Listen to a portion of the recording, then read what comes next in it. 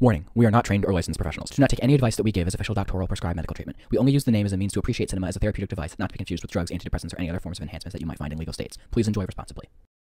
Additional disclaimer. If the film says we can say it too.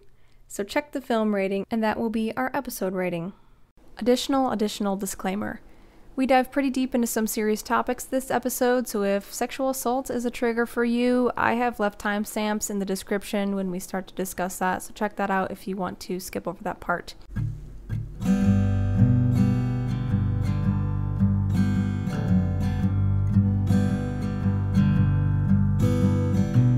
Welcome to our Kyle MacLachlan Appreciation Podcast.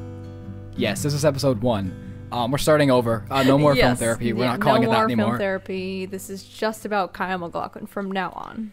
We now refuse to do a movie that Kyle MacLachlan does not have a direct involvement with, unless it's 6 Degrees of Separation. So if we want to talk about Mulholland Drive, we can, because David Lynch directed that and movies Kyle was in. We can talk about Jurassic Park because, because Jurassic Park, because Laura Dern is, So anything that relates within 6 degrees of separation of Kyle MacLachlan, we will be down for. Anything else? Fuck then. You can, Then how do we get to Twilight? Who's in Twilight that's in something? Oh, I bet we can figure it out. Let's see. Kristen Stewart was in Into the Wild, with which was directed by... it has music from Eddie Vedder, which Twin Peaks also has music from Eddie Vedder. There we go. Oh, well, that was not hard at all. If you can't guess, we're gonna do Twilight at some point very soon, so get ready. Also, Into the Wild was directed by Sean Penn, who's in Secret Life of Walter Mitty. Yeah. So, there we go. Well, boom. Wait.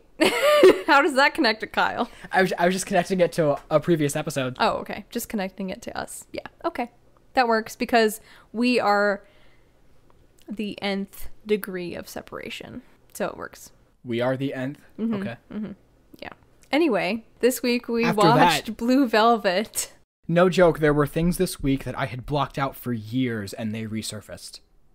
Because of Blue Velvet? Even kidding. Not because of Blue Velvet, not because of Twin Peaks, just because it just randomly popped out. And I'm like, God, I haven't thought about this in 10 years. Like, dude, geez. Yes, actually me too. I was listening to some of my old Spotify playlists and it was just like, boom, high school, all these memories came back. Me too. Yeah. That was me today. Oh my God, not even kidding. That's so weird. Like, I was working on this story today, and literally, like, I put on this old playlist, and I'm like, oh my God, it's this song and this song and this song. It was something. Yeah, dude. Oh man, that's crazy. Yeah.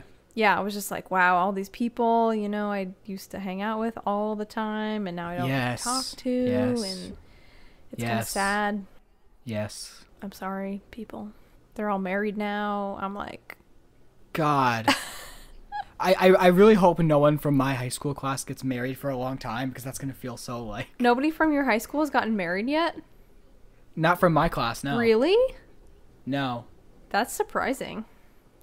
Well, how old are we now? We're all like in our 20s? Yeah. You're 22. Like, that's like, I feel like a lot of people get married at 19, 20, 21. I don't know. It's weird. It is weird. Anyway, in case you missed the additional disclaimer...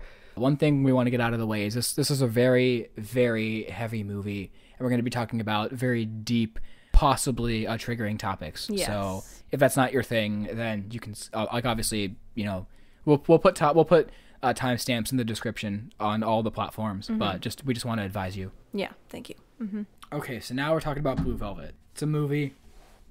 Stuff happens in it. Yeah, buns and thighs. Buns and thighs. I guess this movie does have buns and thighs in it because there's a lot of nudity in it. True. From everybody. Yeah, well, not really. Everybody. You see the little peen ween.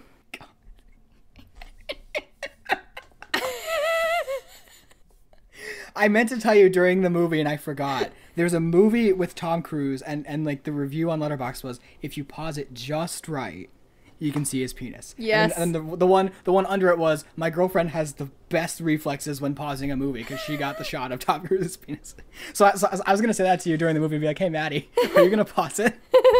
I almost went back afterward and did... Well, what are you doing right now? Pull it up and do it. You can find the movie on your computer. Give the exact time code. Okay, hang on. I will. And then we'll put it in the video, in the audio. Okay. In the description. You know what I mean. We're mature. All right, hang on. Let me go to Amazon. Recently viewed Blue Velvet. Watch again. Yes. Yeah, let's watch it again. Let's watch the peen scene.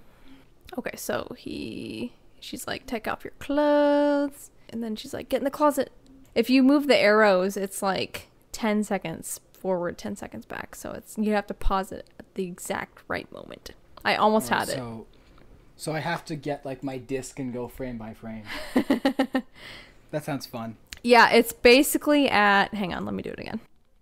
Should I go grab my disc and see if I can do it?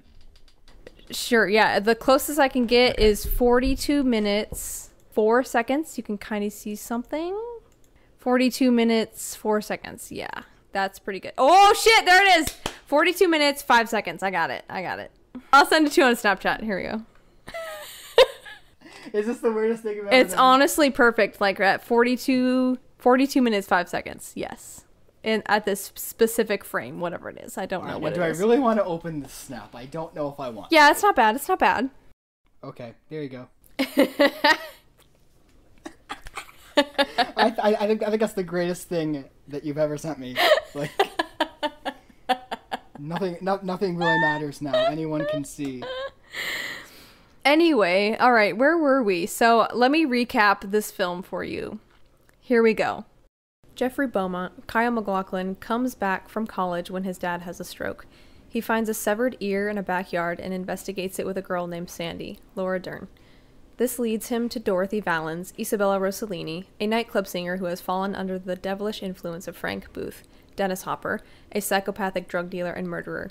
Jeffrey tries to toe the line between good and evil, but it becomes more and more difficult as he enters into a relationship with Dorothy and becomes ensnared into Frank's world. At night. Okay, so, yes, that's just a very simplified plot summary, and it's a good movie. I like it. I think it's very unique, obviously, David Lynch. He's becoming one of my favorites quickly.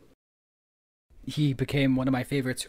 Really, my Lynch journey is like in the background across the podcast. Yeah, for real. And now yours is kind of at the forefront, except you had already seen this and you'd seen the original Twin Peaks, But it hasn't really come to fruition until now, because what we'll get into later is that we watched Twin Peaks, The Return, season 3 of Twin Peaks, and that really just blew my mind and skyrocketed me towards the David Lynch train planet. Yep. All hail David Lynch after that.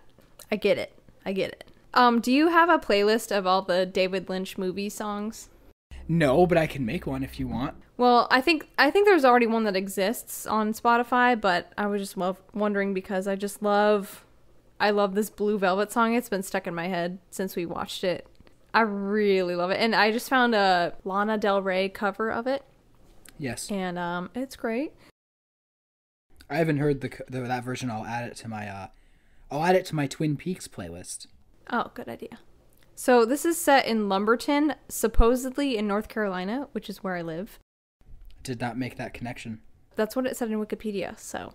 But it was like similar to Twin Peaks in that it had like a Lumberton, aka the mill in Twin Peaks, and there's a whole diner in Twin Peaks, and a couple scenes in Blue Velvet revolve around a diner, and every time you see the diner, the logging truck rolls by in front of it, and it's kind of like a precursor to Twin Peaks because Kyle MacLachlan is discovering his love of detective work. Yeah, I could totally see it just being a precursor. Like, it makes total sense. It's definitely a thematic precursor, albeit it's also, in some ways, it's more of a precursor to Fire Walk With Me because it's a movie, so it's allowed to be a full R-rated, full of nudity and violence and swearing and, you know, just unpleasantness and all of these things that the movie of Twin Peaks has more, and season 3 does. But then as far as, like, Jeffrey as a character, where, like, his sort of arc is very much like a darker side of Cooper. So this could be the 7th version of Cooper, in a way. Yes, definitely. 7 Kyles, 1 movie. Yeah, so I told you this. Well, so this movie came out in 1986. This character Kyle plays gives me such a Robert Pattinson vibe. Like specifically Robert Pattinson in Twilight. He kind of just like mumbles and like talks really softly, talks through his teeth, and it's just like it's uncanny, actually. It's so weird. I was like, wow, this is Edward. Well, now when we watch all the Twilights, we'll have to we'll be like, we'll have to see if he is like Jeffrey in Blue Velvet. Yeah, I googled Robert Pattinson Blue Velvet, and the only thing that came up was like Robert Pattinson regrets wearing this red velvet blazer to this event. But that's it. I didn't say anything about him looking at Kyle's performance and taking that. But all actors should look at Kyle's performances, especially in The Return, and just take it for... Oh my god. I literally can't get over him. I know, I can't either. Because I would tell you how great Kyle MacLachlan was, and when you watch this movie and you watch Twin Peaks, the original, you're like, yeah, Jake, you're right, like, Kyle MacLachlan's great. I'm like, no. Watch season 3 of Twin Peaks, and then you'll be on a whole other level of loving Kyle MacLachlan. There's a whole other level from Twin Peaks season 2 to Twin Peaks The Return. It's incredible. And even from Fire Walk with Me to The Return, it's just, oh my god. Anyway, we'll get into that later. yeah, which, I mean, like you said before, we could have a whole podcast on Twin Peaks, like a whole... Yeah. So I wanted to ask you, is this movie the reason why you pierced your ear? No. No? Why did you ask that? Because Kyle has his ear pierced. Does he really? Mm-hmm. He really does. Yeah, he's got a hoop. I did not notice that. Oh, really? No, I really didn't notice that. I totally thought this was the reason. No, that wasn't the reason. Oh, okay. What was the reason? Another Twin Peaks thing is the music. It's like all like super jazz trio, walking the bass, like a boom, boom, boom, boom, boom, boom, boom, boom. Julie Cruz, yes. Angelo, he composed a lot. Yeah. And the neon signs in the bars. Oh, yeah. That's a lot of Twin Peaks. And I don't remember if he has that in his other movies, but I'm sure he does. He just really showcases the sign, the logo of the bar, and then we go into it. I don't remember if there's the outside of the bar, but in Wild at Heart and in one scene in Lost Highway, they're inside the bar, and it's very much like in Fire Walk with Me, where it's like the bar's like this like strobing, wild, crazy, loud place. Okay. Because there's a scene when Nicolas Cage and Laura Dern are like dancing at a bar, and it's like there's like strobing lights, and it's Nicolas Cage doing his usual wonderful mannerisms. Oh, God. I wish I liked that movie because like they're both in it, and like they're two of my favorite actors, and I wish that I liked the movie, but I didn't. Yeah. Dang it. Willem Dafoe's also in it. He's basically playing Frank Booth, except he only has like one scene. Oh, really? Not like the whole movie, and then he just goes away. There's no like resolution. It just happens. And Cheryl Lee is in it, which I did not know until the credits. I cannot believe that. So like I was so like annoyed with myself. Like how did I not know that? I don't know how you would not know that. Also, more Twin Peaks. In the bar scenes when they have the announcer announcing who is playing, the stage, the red curtain, yes, the woman singing, that's all in Twin Peaks. And also in Eraserhead, which I'll get to. But... Ladies and gentlemen, the Roadhouse is proud to present Isabella Rossellini. Imagine if that happened in one of the episodes of season 3. She just comes out and sings Blue Velvet. Oh, dude. Something I like that you made a connection to was that the story is similar to The Corpse Bride. Oh, yeah. I really I like was just that kidding. comparison. No, I really like it because... So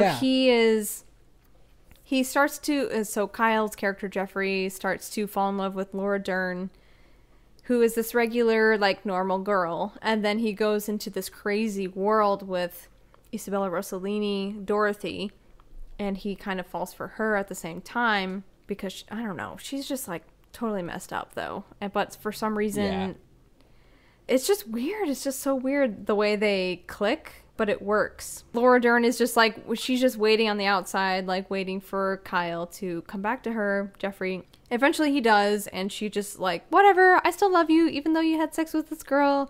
It's fine. Which I kind of didn't like, because it's like, I don't know. I can't decide if I like the way David Lynch portrays women. It's hard. Yeah, it's hard. Yeah, me too. It's hard, but... especially in this movie. Yeah, for sure. They're definitely the victim, and they just, like, come back to love, even if they shouldn't, and everything, and... I mean, I'm going to have to put Laura aside on that, but I do agree with you. Yeah, she's different. In everything else, like, I agree with you. Although, Mulholland Drive might be different. It might just be this movie, but... Wild at Heart's also kind of that way too, and I think that's part of why I didn't like it. Yeah. Also, Laura Dern is in it, so she's more like anyway. Yeah. Is she like a victim-ish, or like more of a girly damsel in distress type character? Yeah. Okay. So, it's kind of a spoilers, but I don't recommend that one. Do you care if I go into it a little bit? Yeah, go into it. So it's her and Nicolas Cage, and they're like a couple, and the movie's just like following them. But there isn't really much of a story. It's just them having sex a lot, basically.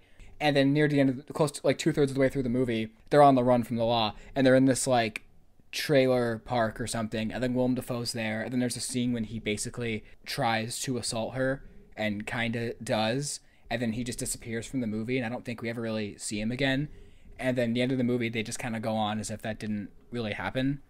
And I feel like there's some purpose to it, but I just didn't understand that. But also, like, I'm super sensitive towards that kind of thing, so I probably just didn't, maybe I missed something.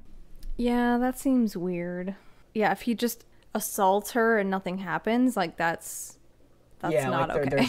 And like I said, he's basically like Dennis Hopper. There's also a point where she was, like, also, like, assaulted as a kid, but then that's like, talked about. There is resolution with Willem Dafoe, but it's not that satisfying. I mean, it kind of is, but it's not. He kind of just, like, accidentally kills himself. What? I wanted like Nicolas Cage to, like... Yeah, like some redemption? Yeah. Willem Dafoe comes into the room when Nicolas Cage isn't there, and then, like, basically, like, tries to molest Laura Dern's character. And then she's, like, really horrified by it, because that happened to her her character when she was a kid. And then he and Nicolas Cage go do something, and then the police come up, and, like, he, like, accidentally kills himself, and that's, like, there's no resolution. That's stupid. There isn't...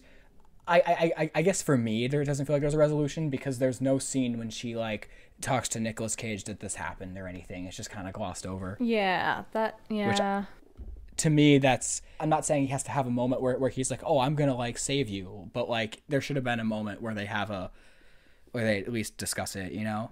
Yeah. Yeah.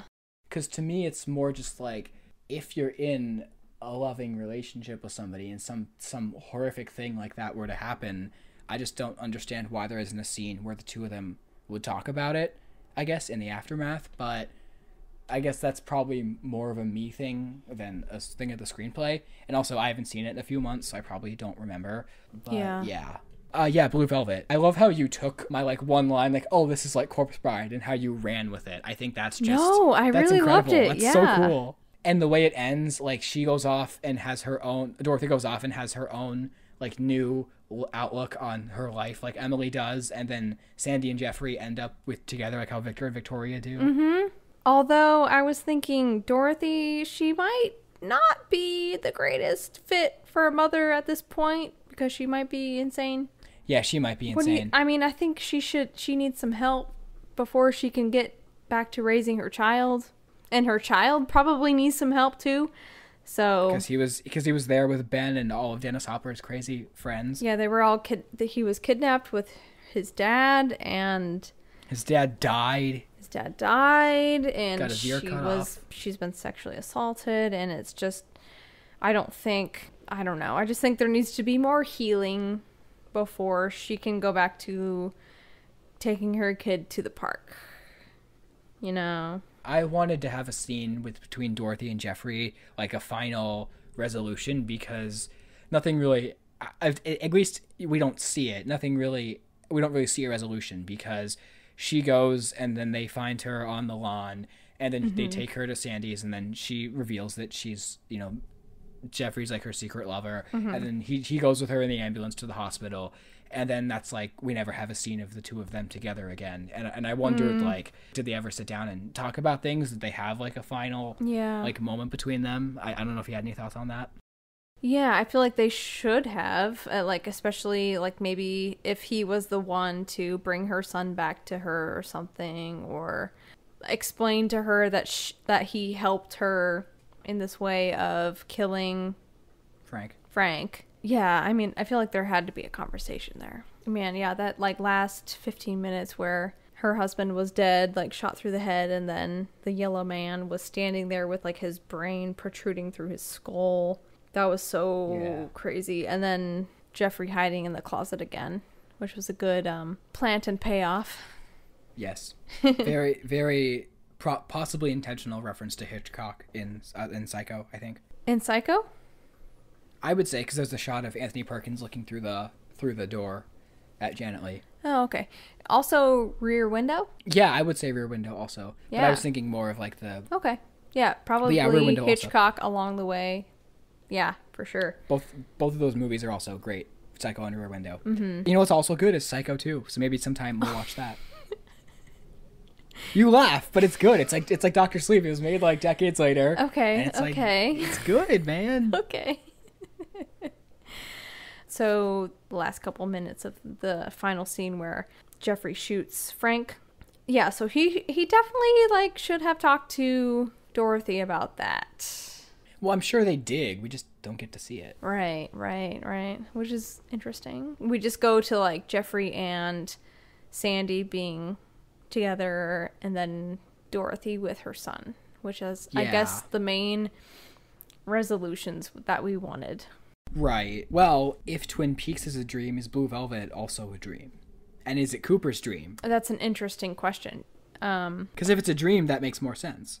A lot of it, I think, could be taken as a dream, especially the horrible, like the parts where Jeffrey is being a voyeur, like with Frank and Dorothy, and because he comes to Laura Dern the next day and he kind of simplifies everything.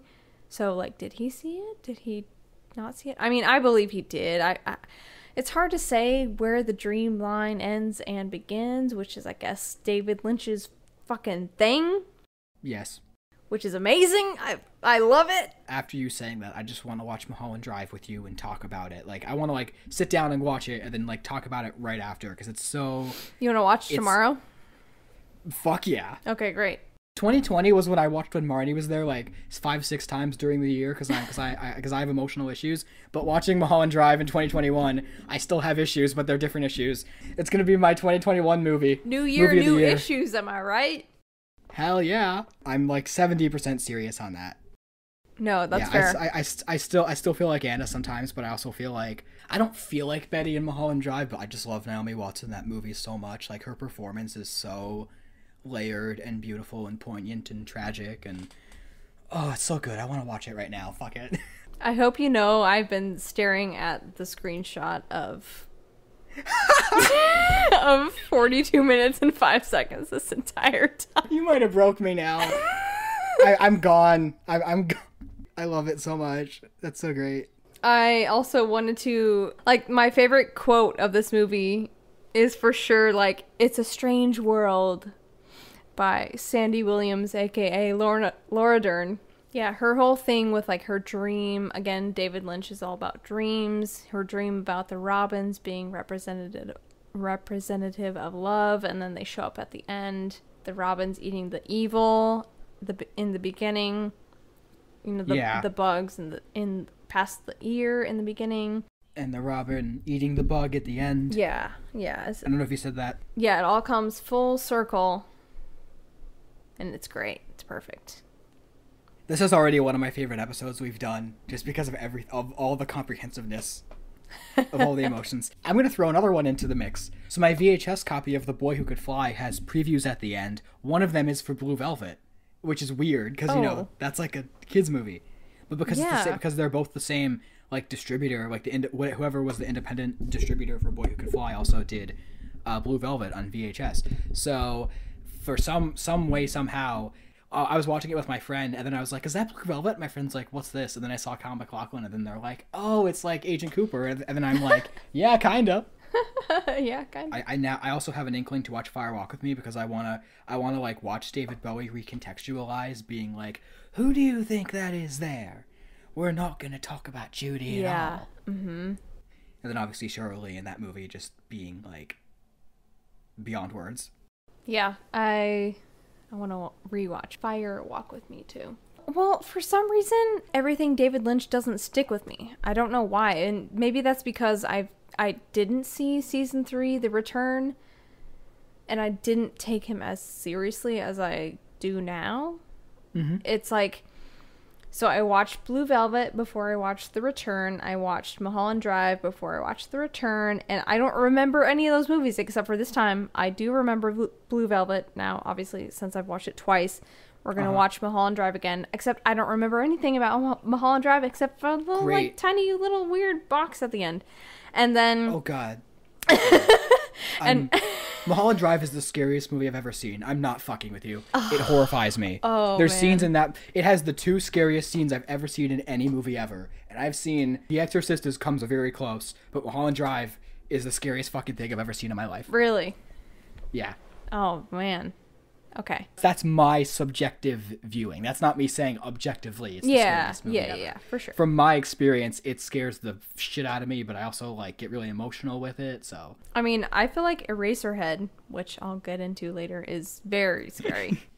Yeah, Eraserhead's great. I love the lady in the radiator singing about heaven, but we'll talk about that later.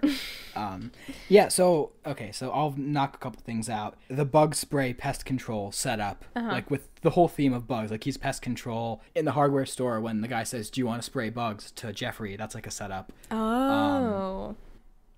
Like this movie, along with Fire Walk with Me, both have a lot of deleted scenes. I haven't watched the scenes for this movie, but there's like on the copy I have, there's like 50 minutes of deleted scenes, like almost an hour.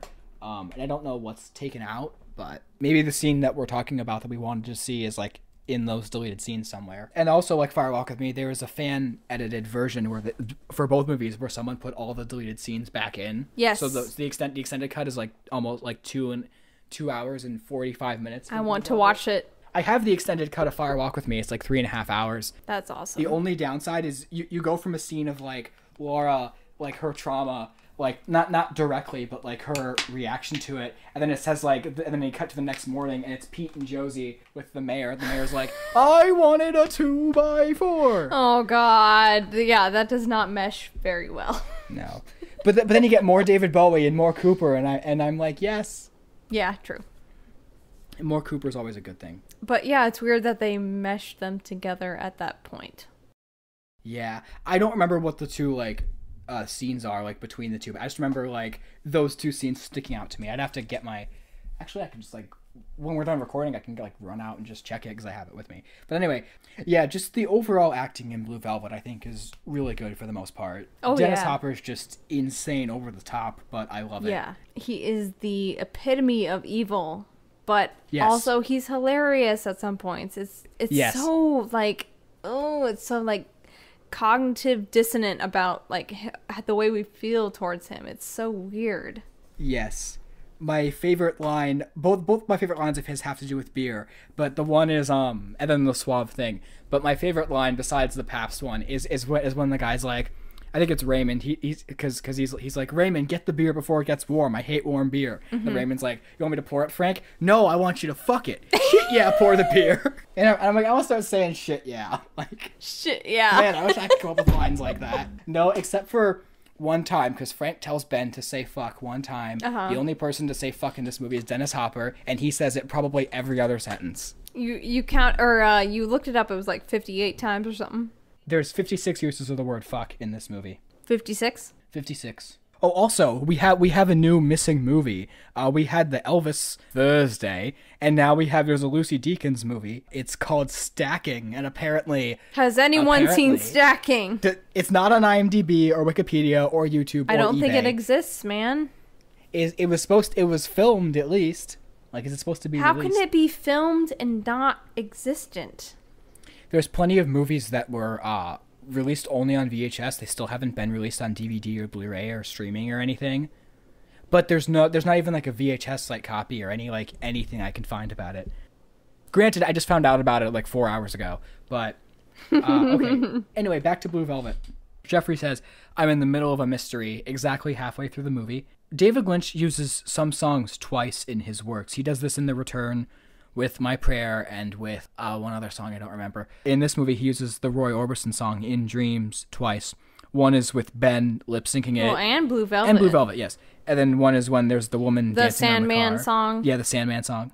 What's it actually It's called In Dreams. In Dreams. Well, that makes fucking sense. Thanks, David Lynch. God damn it. He is amazing. Maddie, you sent me that another time. Jesus Christ. You zoom in. It's still up. Still up. It's going to be up forever. I'm going to make it my background. Do it. Fuck it. Okay, Kyle MacLachlan, if you happen to be listening to this. I'm sorry we're exploiting you, but we love you.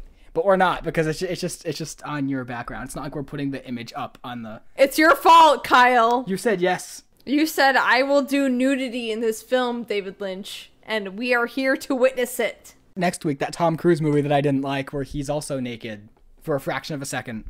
Full frontal nudity. Oh, God. So, the scene of Dorothy, I think it's Jeffrey's house, like on his lawn, when she's like completely naked and has gotten beaten up a lot. She's like brutally, like, has like bruises all over her. That was, David Lynch got the idea. When he was a kid, he and his brother, they were coming home from school. They came across a dazed naked woman walking down the street. And then David Lynch said that made him cry, and it left such an impact on him that he wanted to put that in a movie. What? Whoa. Yeah, so when they filmed the movie, Dennis Hopper said that David Lynch on set, he would never say the word fuck. He would just point to it in the script and say that word. That's crazy. And then one other piece of trivia that's actually really disturbing. Isabella Rossellini, when the first scene where Dennis Hopper comes in, the scene when I turned the movie off, she was actually naked, and Dennis Hopper didn't know that. And that was the first time they'd ever worked together. Oh my God. So like how fucked up is, like, the scene's fucked up already, but like I would like to believe that Dennis Hopper is like the nicest guy in real life. Like he was like a real gentleman, because if he wasn't, that makes it like worse. Yeah, for sure. In Wikipedia, I read that it was just he didn't actually rape her. It was just dry humping. Yeah. But I don't know. It seems like a whole rape scene, which is horrible. It is. It's a full scene. I mean, either way, it's horrible. Yes. It's just like you would not want to go through that. No, and I the scene in this movie and then the scene in Fire Walk with Me, I have to turn off the movie like both times. I'll either like skip to the next scene or I'll mute it and like look away, and that's what I did this time. So if we do watch Fire Walk with Me together, that's what I'm gonna do, because that scene is quite possibly it's as disturbing. I don't want to say it's more disturbing, but I think it disturbs me more in that movie. Because I feel more connected to the characters. Yeah. Of Twin Peaks. It's even disturbing after the fact, when Jeffrey comes out of the closet and she's like, he comes to her and is trying to comfort her, but then she's like trying to be sexual with him. It's just like, oh my God, like this girl's so messed up. It's so messed up. And it's horrible that she feels like she needs to do like a sexual acts on him to, I don't know, feel justified, or, you know. You could apply that statement to Laura Palmer also. Yeah. Oh God, yeah, if we talk about Fire Walk with Me, that would bring the room down, but that's possible. If we ever sit down and watch, if we do that an episode on that, but that's a whole other thing. Anyway, that's all my notes, but I want to end on a different part of the movie, because I don't want that to be the last thing we talk about.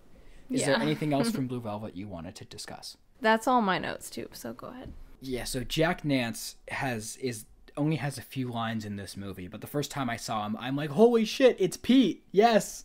Then in my head, I was weirdly like, wait a minute, why is Pete, like, in Dennis Hopper's gang? And then I'm like, oh, it's Jack Nance, it's not Pete, because he looks the exact same, and he's talking to Kyle MacLachlan, who also looks a little younger, but pretty much the same. His hair's longer. Yeah. But I'm like, man, like, Pete, like you gotta help, like, Jeffrey out. And then I'm like, oh, wait, this isn't Twin Peaks. Because this was the first non-Twin Peaks feature of David Lynch's that I saw. Oh, okay.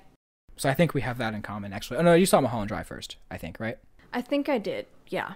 David Lynch's movies just have a way of impacting me that I think very few filmmakers do, and I think that's why he's one of my favorite filmmakers. But also, most of his movies, his characters are just well realized, and I'm trying to separate the rest of his movies from Twin Peaks because, you know, there's Cooper, there's Laura, there's the Twin Peaks cast who I adore, most of them. But then you have like Lost Highway and Mulholland Drive, where you have these deeply complex and Blue Velvet too, messed up, psychologically damaged characters that are just trying to piece together what's left of their lives and their minds, and it's just disturbing and fascinating. But then there's also like a beauty to it with the way most of his conclusions are just have this beautiful like cathartic release of emotion. I would say this one has a significantly happy ending, and then obviously Firewalk with Me has a weirdly happy ending, which is one of the most cathartic things for me, but that's also for personal reasons. Yes, so do you want to move into minus Twin Peaks, what we watched this week? Sure, yeah. That was, good recap of David Lynch. Love it. Thank you. Love it. Thank you. Let's see. So I watched... What did you watch? Okay, so I watched... I guess it's been a while since we recorded. Yeah, that's how I felt too. I was like, damn, I've watched a lot. But I'm like, oh, it's been like 2 weeks. So. Yeah, I guess. So I watched The King of Staten Island on HBO Max because I got HBO Max. Thank you. Thank you. Thank you. And it was hard to watch because my brother is kind of going through the same type of issues as Pete Davidson, but I mean, his acting was really good and his tattoos are insane. I don't know. I just, it's kind of one of those movies where you're like, I don't want to watch it because these people are trash. But I didn't like it at the beginning, but if I wasn't watching with my boyfriend, I wouldn't have watched the whole thing, and we watched the whole thing, and it got better. The ending was good and everything. I don't know. I give it 3 out of 5 stars. So pretty good, pretty average. Yeah. Solid. Then I watched The Curse of La Llorona. I feel like I've heard of that. Yeah, probably. It was kind of a mainstream horror movie in 2019. It was a scary, actually. I was jumping the whole time. It's got Linda Cardellini, so yeah, you should watch it. I might. I don't like I don't like modern horror films, but for Linda Cardellini, I might watch it. It's definitely a modern horror film, but Linda Cardellini, she's great. As always. Yeah, my boyfriend and I watched In and of Itself, which is on Hulu. It's very interesting. It's like a live show filming performance, kind of like stand-up would be, but it's not stand-up. It's like a monologue. And it includes like magic and sad stories, life lessons. It's really very different. It was good. I mean, I only gave it 2.5 stars, but I don't know. It was something about it is like very intriguing. It's good. Then I watched Eraserhead by David Lynch, of course. His first movie in 1977. It was crazy, dude. Crazy. So many Twin Peaks things. It was very terrifying. Like the whole alien thing and the worms thing. I hate worms. I hate worms. Maybe you shouldn't watch Dune because it's full of sandworms, but... Oh, no. No, I totally will watch Dune. Yes! Because I've seen Rumbles, Tumbles... Tremors! With Kevin Bacon? Yes. Do you know that there's 7 Tremors movies? Yes. I haven't seen any of them. Let's do that next year. I think I've seen the first 3 or 4. Are they like worth watching? The first couple are, yeah. But it's like what I think of when you talk about David Lynch sandworms. I think about Tremors. Wait, did I get it right? Is that what you were thinking? Yeah, Tremors. I absolutely. Yeah. Yes. Rumble, Tumble, Rumble in the Bronx, Tremors. Anyway, then I watched this movie called Swim Fan, which I think I watched as like a second grader in 2002. The antagonist girl, her name is Madison, so I kind of got like, I think I got made fun of at a sleepover that I went to because I didn't want to watch this movie, but then like they made me watch it, and then they made fun of me the whole time because the antagonist crazy bitch name, her name is Madison, and actually it was pretty good. Like it was entertaining.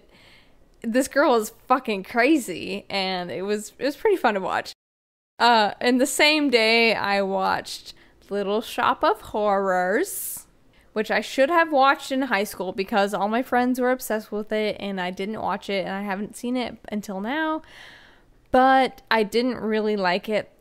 It was like, I hated the character of Audrey. She was just like so stupid and bimbo-y. I was like, fuck this. And I didn't like any of the songs. You didn't like any of the songs? Didn't like any of them. No, none of them. But I did like Steve Martin's character and the scene with him and Bill I was just about to ask you, did you like that scene at the very least? I love that scene. I thought that was hilarious. We watched that in, was it high school or was it junior high school? It was one of the two. When it was over, somebody said, "Can we see that scene again?" Because we were all like laughing at that, because like even the people like who weren't paying attention to it, we were just all laughing at that scene between him and Bill Murray, because it's so like uncomfortable and weird. So funny. And we were watching it in school, and we probably shouldn't have been, but it was great. Was it that one teacher you had who like showed you all these movies? Yes. The same teacher also showed me Legend, Adventures in Babysitting, a bunch of other movies too. I had two teachers that would just show us 80s movies, and it was great because that's when I got into my 80s phase. So I love them. Yeah, they're great. For that. Yeah. Yeah, so I watched a lot because I got HBO Max this week. Speaking of Legend, I wonder if that's on HBO or not. It might not be because it's not Warner Brothers, but I thought... I don't think it is, but... No, it's not. Yeah, it's funny because the first version I saw was the director's cut, because that was like the DVD that the teacher got because they couldn't find it on Netflix. And then when they got to the menu, they're like, "Oh, I didn't want like this version. I don't like know what this is." And then the movie started, and they're like, "Oh, it's fine." But it's funny because I wonder what I would think of the Tangerine Dream version if it's the version I saw first. I'd probably love it more unironically if that was the version I saw first. I still kind of love it just because the score in that is like so. It's almost like spiritual. Like their score for that movie, it's so beyond words. I listen to that score more, even though I like the other version better because it fleshes out the story more. But the score from the theatrical cut is just so, it's so fucking good. I love it. I can't just put it into words. It's like spiritual. It's great.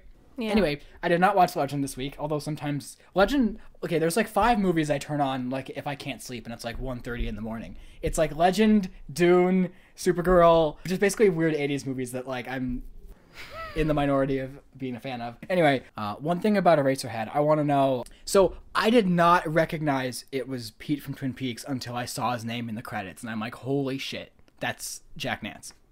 What? Yes, exactly. He's Pete from Twin Peaks. What? Yes. Holy shit! No, nope. Yes. No idea. Nope. It is. And I know you have told me that before, but I still didn't. No. Exactly.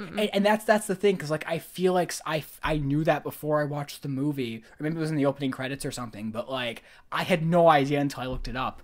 And I'm like, what? So this is what I watched this week. So about a year ago, I watched Alien 3. And there's 2 versions of every of the 4 Alien movies, and I want to see both versions. And I've heard Alien 3, the other version is called the Assembly Cut. And I've heard that version is much better. And I wanted to do a comparison between the 2 of them. And you could rent both versions on Amazon. But when I went to watch the Assembly Cut, you had to get an HBO subscription to watch it. So then I got HBO Max, a free trial for the month. Not a free trial. I got a month of HBO Max. Yay. And I'm like, okay, over a year later, I'm finally going to watch this other cut of Alien 3.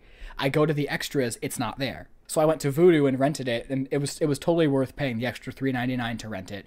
Now it's back on HBO Max, and I'm like, what? It's bullshit. But anyway, so I watched Alien 3. I don't love it, but I like it a lot. I have a very large amount of respect for it. The first half of the movie, I think, is really, really good. And then the second half kind of falls short because the stuff with the alien is the least interesting part.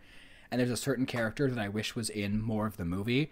Do I like the fact that it changes the ending of the previous movie? No.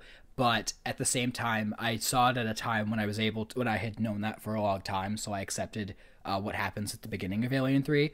But it's definitely a movie that's getting more appreciation, and I don't love it myself, but I have this enormous amount of respect and appreciation for the movie. So after watching Alien 3, because it's a very somber, depressing movie, but I weirdly love the tone of it. I would love to sit down and like talk about the positives and negatives of Alien 3, especially the longer version, because it's actually a pretty well done movie, especially with all the production problems it had. Also, Sigourney Weaver's performance in it is incredible, but I mean, she's like great in everything. But in that movie in particular, she just has this, like, there's certain things her character goes through, and she just does a fantastic job. How many Alien movies is she in? She's in the main 4. Oh, 4. Okay. Because there's Alien, Aliens, Alien 3, and Alien Resurrection, which should have been called Aliens 4. Because the first movie is Alien, because there's one alien. Second one is Aliens, multiple. Third one's back to a single alien, so it's called Alien 3. The fourth movie has multiple aliens. Why wouldn't you call it Aliens 4? Like, that's great, like, continuity. Like, I don't know. Yeah. I also did watch Aliens 4, because that's what I'm going to call it. It's a fun, dumb action movie. I want to see it what the longer cut does, because I haven't seen the extended version yet. It's a movie, I wish there was more to it. I wish there was more Sigourney Weaver in it. For what it is, it's pretty good. It's just fun and enjoyable. And okay. Ron Perlman's in it, so that's great. Nice. Winona Ryder's also in it, so. Oh, okay. She has like a really short haircut. There's a weird amount of like sexual tension in that movie between her and Sigourney Weaver, and then there's nothing that comes of it, and it's like are you serious? Like, what? Yeah, like there's multiple scenes of them like in close quarters talking intimately, and then she's like Sigourney Weaver, like the first time they meet, she's like touching her face and like gazing into her eyes, and like it's like it's not me reading too much into it. It's like there's actual like subtextual tension. No, I bet. Yeah. But yeah, it's a pretty fun movie. But it's definitely the weakest of the original 4. But I do recommend watching all 4 movies, even though the first 2 are clearly the best. So it's not like Terminator 2, where it's like that's the last good one. Yeah. Okay. They're all by like famous directors too. The first one is by Ridley Scott, directed. Second one is James Cameron. Third one's David Fincher, but he didn't have creative freedom, so it's kind of not really his movie. It was like his first feature. And then the fourth one is from the director of Amelie, which I have not seen, but I've heard is very, very good. So. Okay. Interesting. How many Alien movies are there total? Oh boy. So there's Alien versus Predator. So that means there's also 4 Predator movies. There's Predator, Predator 2, Predators, and then The Predator, which I've heard is awful. Oh. So there's 4 Predator movies, 4 Alien movies, then there's 2 Alien versus Predator, and then there's 2 Alien prequels that Ridley Scott directed, but I haven't seen those. So really there's 4, and then there's more than that, but like if you want the Sigourney Weaver ones, there's 1, 2, 3, 4. And they're all on HBO. Gotcha. So yeah. I recommend, from what I know about the 4th movie, extended cut, I recommend watching the theatrical cut for the first Alien, and then for all the sequels, watch the extended versions, especially for the second one. Because it's like Terminator 2 for Aliens, where it's like there's scenes that should not have been cut, but they are. Also, James Cameron reuses a lot of actors. Like Lance Hendrickson plays Bishop in Aliens, and he's one of the cops in Terminator. And also Michael Biehn, who plays Kyle Reese, is also in Aliens as one of the best characters in that movie. And then also Bill Paxton's in it. So and also John's foster mom that stabs the foster dad she's in it too, and she's great. She's so great in that movie. She has one of the best like movie comebacks ever. Sweet. Okay. And Aliens was after Terminator, right? Yes, after the first one, in between Terminator 1 2. Okay. Oh, okay. So if we did an episode, we could do, like we're doing a Twilight Work sometime, if you wanted, we could do like all 4 in one episode. if we have like a free week where we're both like, hey, let's do this. But like, yeah. But they're all on HBO, so we have like infinite time to watch them unless they take them off again. But, yeah. Anyway, so I needed something wholesome after Alien 3, so I watched Pee-wee's Big Adventure, which I've been wanting to see for probably my whole life. It is so wholesome and sweet and funny, and it's just precious. I love it. It was Tim Burton's first feature, and then he did Beetlejuice after it, which is also one of my favorite movies. So I'd never seen Pee-wee's Big Adventure before, and watching it was just, it's an experience, man. Okay. Did you watch it on the Plus? No, I watched it on HBO. Yeah, the actress who voices Tommy Pickles, she's in it. So that's great. She's also in an episode of Friends. She's also in, what's the John Hughes movie? It's the one where, like, the guy has to watch the rich kid, and then she's like in like one scene. Anyway, doesn't matter. Just watching Paul Rubens as Pee-wee is just, it's like when you watch Forrest Gump. It's just like the character's just so, just like this wholesome guy who just goes through his life, and it's a great story. Like he just wants to find his bike because some jerk took his bike, and it's just, man, it's such a great story. It's so fun. It's so like, Aww. It's like one of those movies when like Willy Wonka, where it's like you can really watch it at different ages and get something out of it. But I feel like if I saw it around the same time as I saw the original Willy Wonka, I would have a similar feeling towards it, because they're both kind of quirky, weird childhood films, and they're just okay. Yeah, that was really enjoyable. And then I watched, after about a month of it being out ish, I watched Wonder Woman 1984 with Wilton. Mm-hmm. It was okay. I felt very mixed on it. There's a lot of things in it I liked. There's a lot of things in it I didn't like.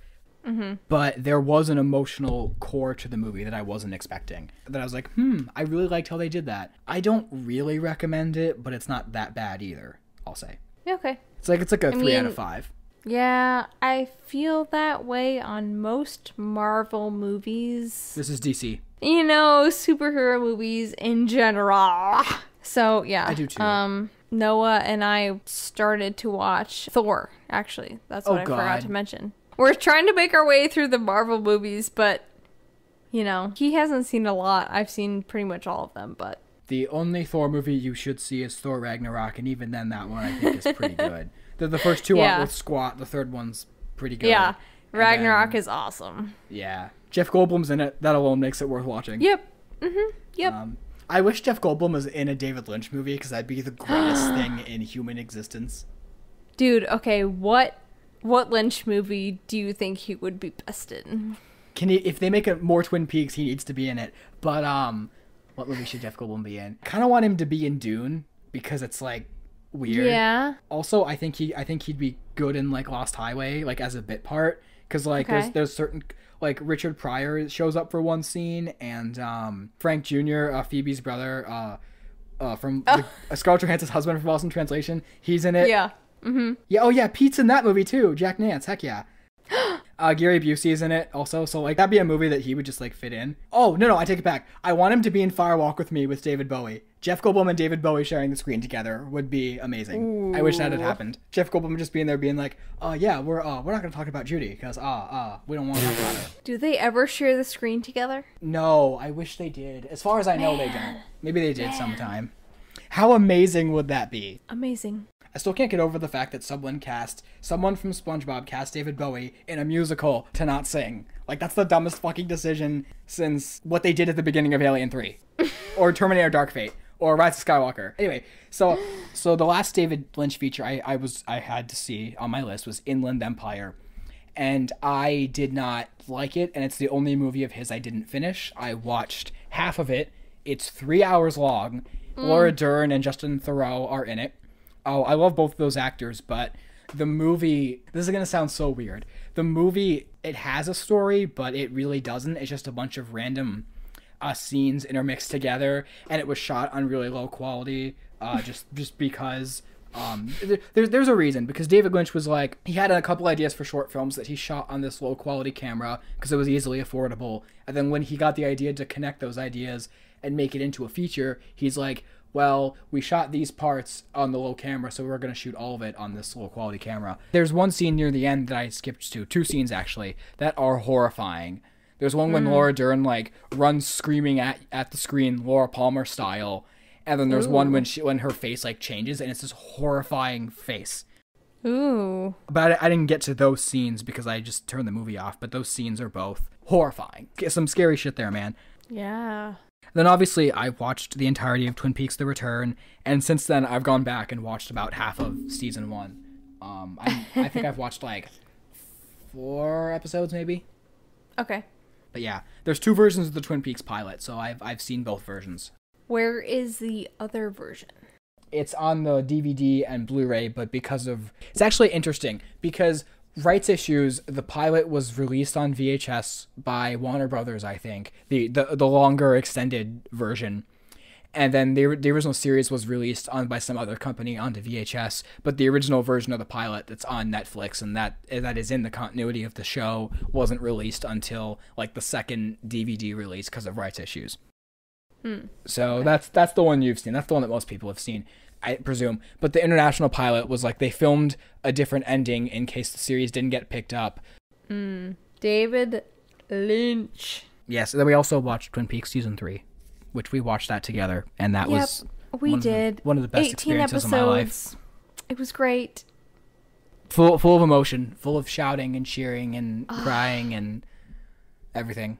God, yeah. What even? Like, I love that, like, part 16 or 17, you're like, imagine where we started in season 1 and where we are now. And then we had the next episode and a half, and then I'm like, imagine from when you said that to where we are now. Yeah, the last 3 episodes exponentially increase. It's insane. Yes. And the way you get to them from episode 1 is just, it's crazy. So, yeah, we watched them on Showtime. I did my 30-day free trial. Oh, yeah, didn't you say, like, the Batman movies were on there, too? Like, you thought about watching those? Yeah. Have not watched them, but... God, like, The Return changed my life. Same. I'm gonna say it. I have not stopped thinking about it since I watched it probably a year and a half ago. It influences my dreams. Yes. I've had crazy dreams ever since, and it has bonded our relationship. Yes. And it has expanded my mind. Exactly. Yeah. That's how I felt too. Yeah. By part 3, I'm like, this is going to expand my mind. And it did. And watching it a second time, I'm like, I was connecting all the pieces and I was writing down notes because I couldn't say it because I didn't want to spoil it for you. But I was like, oh, part 3, part 15, the electrical plugs. And yeah. It's just, it's so good. It's so... And then the chromatics, obviously. One of the best parts. The chromatics. I want to listen to them now. And then Shirley also. And Kyle MacLachlan, obviously, it's probably my favorite performance from an actor I've ever seen in anything. Okay. I'm a pretty big diehard Twin Peaks fan, for sure. And I know that's going to cloud my judgment. But Shirley in Fire Walk with Me and Kyle MacLachlan in Twin Peaks The Return are probably my 2 favorite performances in anything ever. If not, very, very close to the top. Yeah. Because both of those performances changed my life and made me feel like a better person, a more healed person, a different person. And I'm glad I'm that person now. Yeah. And also their performances are so, every conceivable word imaginable here, good, that it goes beyond praise. If we had Kyle MacLachlan on like the podcast ever, we just sit here listing words that like what his performance is. Like, oh, good, exquisite, fantastical, incredible. And would that be the 2 hours of film therapy that day? He plays 6 different characters. Or does he? We don't know. Yeah. It's insane. Dougie Jones is my spirit animal. I love Dougie so much. Dougie Jones. And all the episodes being most of them being dedicated to like different actors that have passed on and seeing them. And like I told Maddie when we watched them, like episode 15 onward is just going to be a bunch of emotions. Cause you know what? We're just going to put a little spoiler thing. Cause I don't want to be vague. But we have, the log lady, and we have Ed and Norma, and then we have Cooper saying he's the FBI, and then we have the scene with Laura, which I cried at. And then we have the depressing, weird darkness, uncomfortableness of part 18. And we have Freddie with his destiny. And we have, Julie Cruz and Eddie Vedder and Audrey. And it's perfect. It's not perfect because there's things that I don't think it You know, there's things about it that I would change, but as a whole, it's just, you sit back and you look at it, and it's just one of the greatest things ever conceived, and it all works pretty much like 100%. Mm-hmm. I can't get over your reaction to Audrey's dance, though. You were just like laughing like so hard. Yeah, you know, she looks like me dancing, which is not a good thing. She looks like she's just making up her choreography as she goes, She's 55 now. She's 55 now, so she was 52, 51. Yeah, 51 probably. Maybe even less than that, because they like filmed it a couple years before it got released, probably. At the time, yeah. I just picture me dancing, and that's how I would dance, and that is very cringeworthy, so no. And then it flips you on your head, and then you're like, Audrey, what's going on? And then then that's it. Like, that's it. That's it. That's it. Twin Peaks is probably my favorite TV show ever, possibly. Yeah. Probably, because nothing in my life has ever, except for maybe Sword Art Online, has never affected me as much as Twin Peaks, because Dale Cooper is like the greatest human being ever, and the story of Laura and Fire Walk with Me and The Return, and just, it's so all encompassing that like we could honestly do like a full podcast, not an episode, but a full podcast on just like season 3. Like, yeah. Oh yeah, totally. If it ever comes down to it, however long from now, when we're like, okay, we want to break from film therapy, or we're going to be done we're going to say this is like the end of the season, then we'll just like, okay, we'll sit down, we'll watch Twin Peaks, and we'll literally do like an episode of podcast. And then we'll do Fire Walk with Me and The Missing Pieces and like everything. And I'm just going to drag you along for that ride. But seriously though, I'm really glad that we watched The Return. I'm so glad that you watched it with me, that you enjoyed it, that you enjoyed Dougie, that you enjoyed all the twists and turns, and that you're like me now, where you're like, I have to see everything David Lynch. I feel like season 3, it has overturned a table, a leaf in my brain. Like, yeah, it has been, oh my god, like, I just want to dive deep into Lynch, like everything. I don't know. Same. Welcome to my life. Yeah, I get it. And it's crazy, but I want to know like everything, because I just feel like he is such an inspiration, and the way he thinks about things is so unconventional. And even though he hasn't won Oscars or whatever, it has such impact. He's been nominated. His audience, yeah. But also the Oscars, like, who cares? Yeah. I mean, listen, to the Academy, if you ever nominate me for something someday, I will be absolutely grateful. But also at the same time, like, George Lucas asked David Lynch to direct Return of the Jedi, and David Lynch thought about it, and he started feeling really sick and said, I can't do this movie. And then he went and did Dune. Really? But imagine a Star Wars movie. No, you know what? No, I'm not going there. I can't. I can't put those two things together now. I can't. It's something I loved dearly that I don't anymore, and something I still love dearly, and I want to keep those two things separate. Now I've got Maddie on the David Lynch train. Now what other trains should I get you on? You know what? This is good for now. Yeah. Oh, we have an email this week. Yeah, do you want to read it? It says, "Hey, Film Therapy. I love listening to you on my drive to and from work. Yay, thank you.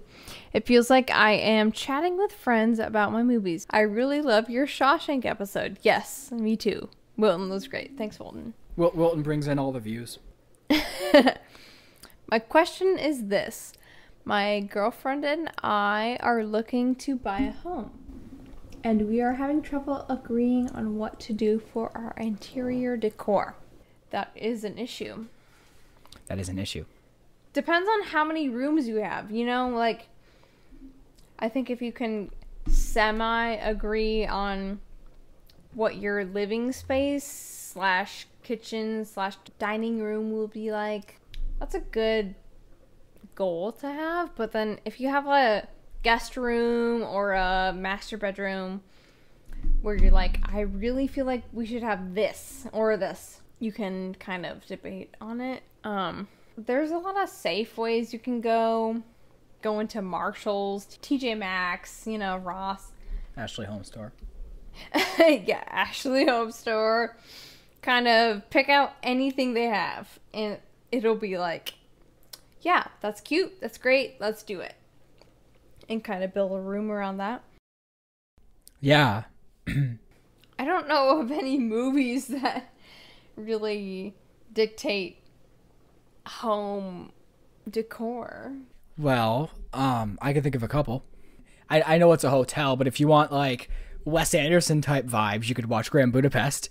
In the movie Beetlejuice, when the Dietzes move into the house, a significant portion of the movie, or part of it, is them redecorating and gutting out the house and changing it. With Mr. Phallus and Kevin's mom. Mr. Phallus, this is blackmail. If you want, Sleepwalkers is a movie about people moving. The Boy Who Could Fly, people move in that movie. Smart House, Inside Out is about moving. The best example is probably The Money Pit, because it's Tom Hanks and Shelley Long, I believe. And they move into a new house, and they have to remodel it, and the house is just falling apart around them, and it's hilarious. So, also, in hotel decorations, there's also The Shining. And yeah, and I wrote down Devil Wears Prada because when I typed in movies about moving houses, that popped up, and I'm like, does that have anything to do with like, I mean, decorating, but like, I just wanted to talk about like that movie because it's like really good. Yeah. Okay. Yeah. Yeah. So there you go. Good luck with your interior decor, with your house. We wish the best for you. Also, just do what you want. Yeah, just do what you want. Make an arcade room if you want. Make a man cave, if you need your space, A man cave, a woman cave. Yeah, yes, also give your girlfriend her own special space as well. You both need your own special space. And then you can have the spaces that you share. Yeah. I need my space. My boyfriend needs his space. And then we have our common space where we get along and do stuff. If he feels a certain way about something, you can let him decorate a certain room. If you feel a certain way about something, you can decorate a certain room. And then you can maybe find a happy medium between the two and decorate your kitchen or dining room or living room or whatever. Thank you, emailer, for emailing us. We appreciate it. Anyone else who needs some expert advice, please email us at filmtherapypodcast@gmail.com. You can also follow our Instagram account, which is at filmtherapypodcast, and subscribe to our YouTube channel where we post our episodes. That channel is called Film Therapy Podcast. Thank you for listening to this beautiful episode, this blue episode. This David Lynch encompassing Blue Velvet episode. We love David Lynch, and you should too. And Kyle MacLachlan. Yes. Anyway, our prescription for next week is One Flew Over the Cuckoo's Nest, starring the one and only Jack Nicholson. So go home and watch that movie. It is on HBO Max. Thank you for listening to session 26. It's a real bluesy episode. If anyone understands our title reference, because it has two references in one, let us know. Yes. Is that same shot still up on your computer? Yeah. I think now we've crossed over and you might love Kyle more than I do.